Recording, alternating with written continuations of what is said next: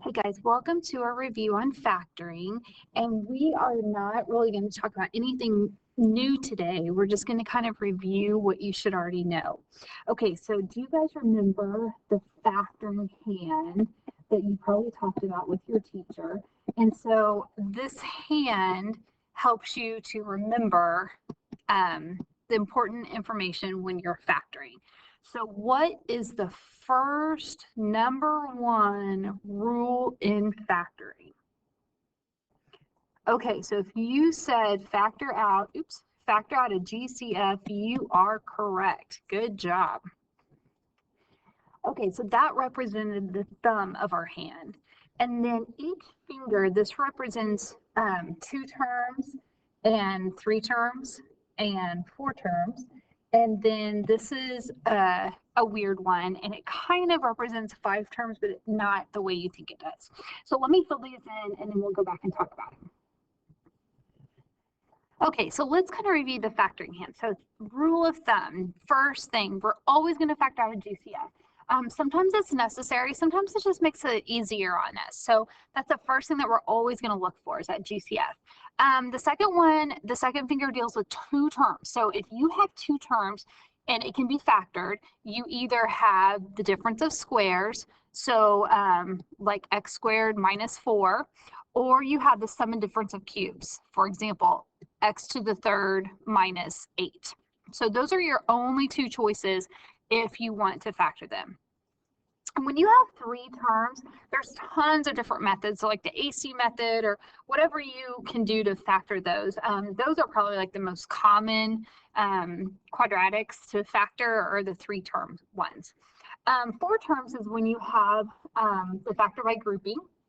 And 5 terms, notice we already have had the sum and difference of cubes. So when you see sum and difference of cubes right here, that is 2 terms, but once you factor it, you have 5 terms for your answer.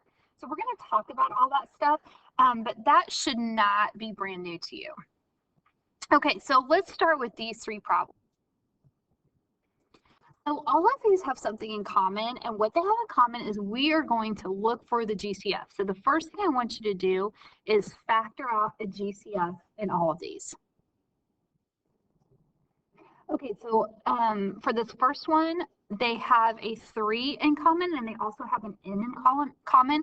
So when I divide this by 3 and n, I'm left with, so if we want to look at it like this, I'm left with 3 n.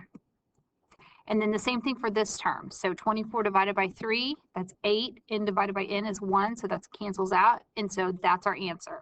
So try the other 2 and see what you get. Okay, so when you have a GCF that you take out, you're going to have to fill it with a 1.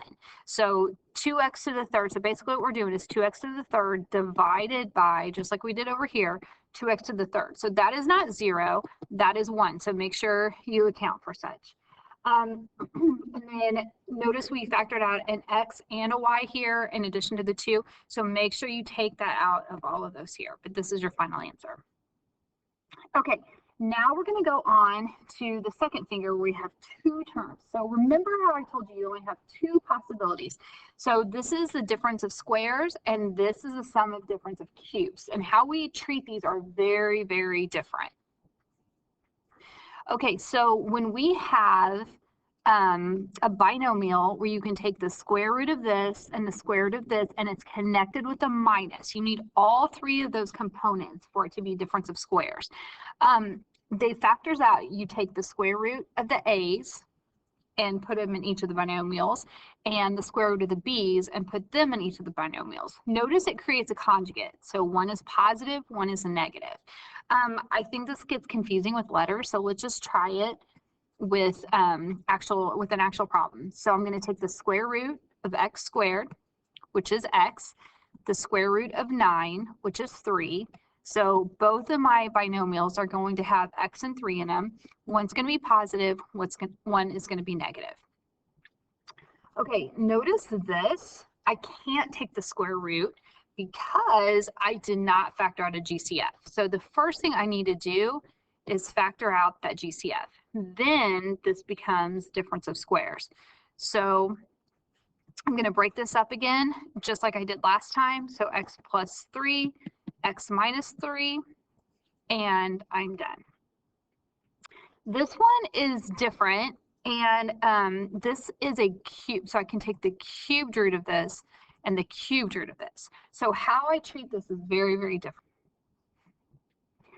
Okay, so you have two possibilities. You could have the sum of two cubes, or you can have the difference of two cubes. Notice in this one, you only have the choice of the difference of squares, so it has to be connected with the minus.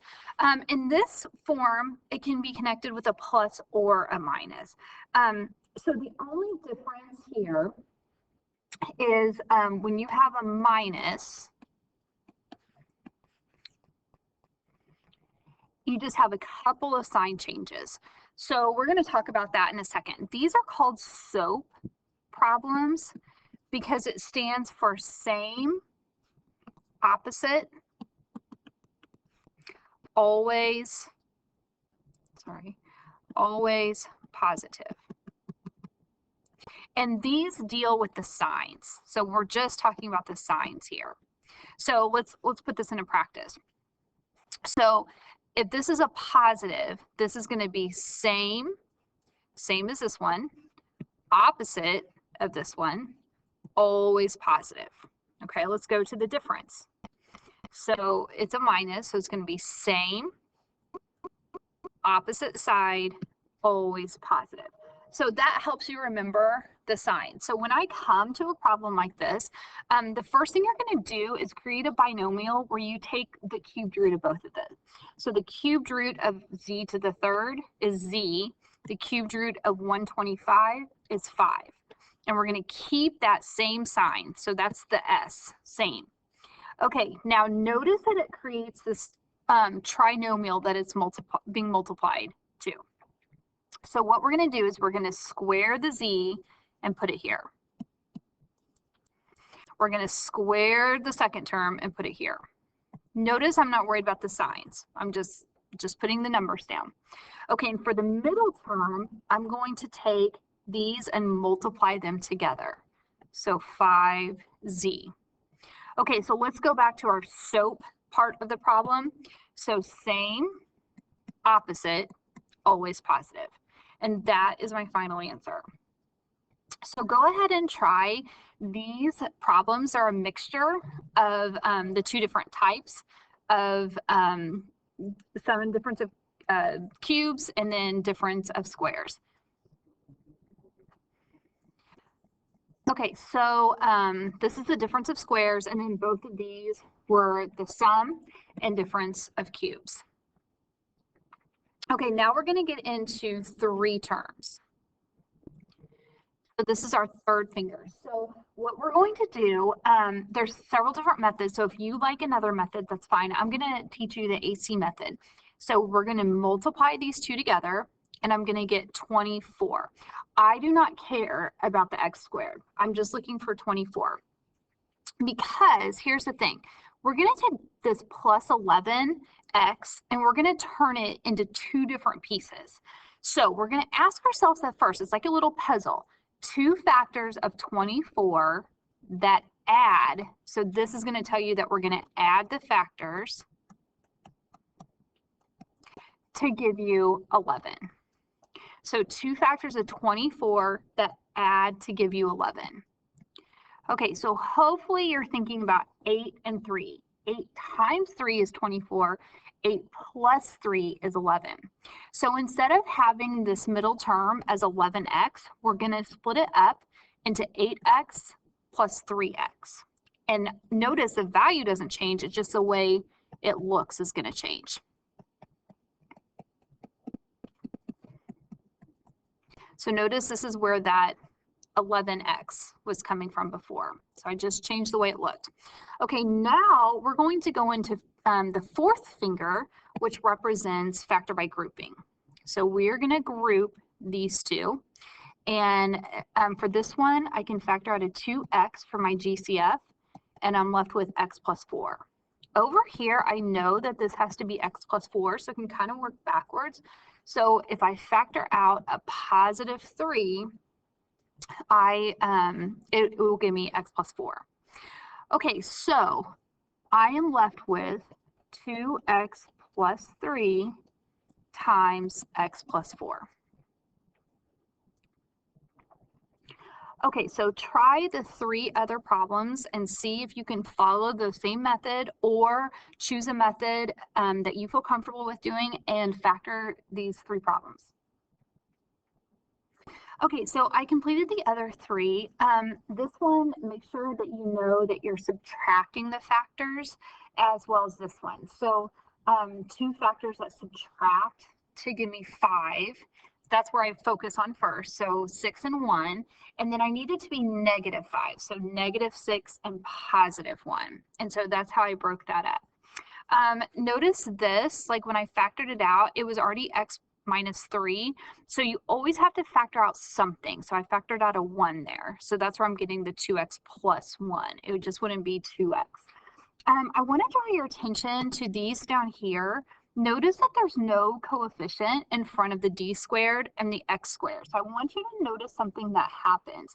If there's no coefficient, you can kind of take a shortcut because the terms that you find originally, those are going to be the terms in your answer. So this will not work if you have a coefficient in front of the x squared, but if it's just x squared, you're multiplying by 1, so you end up in the same spot. So here I have plus 1 and minus 6. So that's a little shortcut. If you choose to use it, you can. Okay, so what's different about these problems? So they're very similar, but there's something a little different about them. What is that? So if you notice the exponents, you are doing great. So these exponents are way too high. And these are called quadratics in disguise because if I take this and substitute u in for that, it will actually turn into a quadratic because x squared is x to the 4th. So this is going to be u squared minus 5u plus 6. So let's do this one over here. So our u is going to be a squared. So it's whatever this middle term is. And I'm not going to worry about the negative or anything like that. So a squared is a to the 4th. So if I rewrote this using u's, I would say 3u squared minus u minus 24. Now we can factor both of these. We should be used to it by now. And then we'll just have one more extra step. So let's see. 2 factors of 6. I'm going to show you my shortcut since there's no coefficient to u squared. So 2 factors of 6 that add to give me 5. Well, let's see. That's going to be 2 and 3. 2 times 3 is 6. 2 plus 3 is 5. Okay, but notice it's a negative. So it's going to be negative 2u minus 3u. And I'm getting that from this when I multiply them together. Okay, so I'm not done yet. I need to go back because this u is just kind of like a helper. So I need to go back and replace the u with x squared. So x squared minus 2, x squared minus 3. So go ahead and try this one and see what you get. Notice you can't do the shortcut because it's got a 3 in front of it. Okay, so this is the process that I broke into 4 terms, and I factored by grouping, and I ended up with this, and then just don't forget to substitute the a squared in. So we have covered all different types of factoring that you will run into when you're factoring quadratics.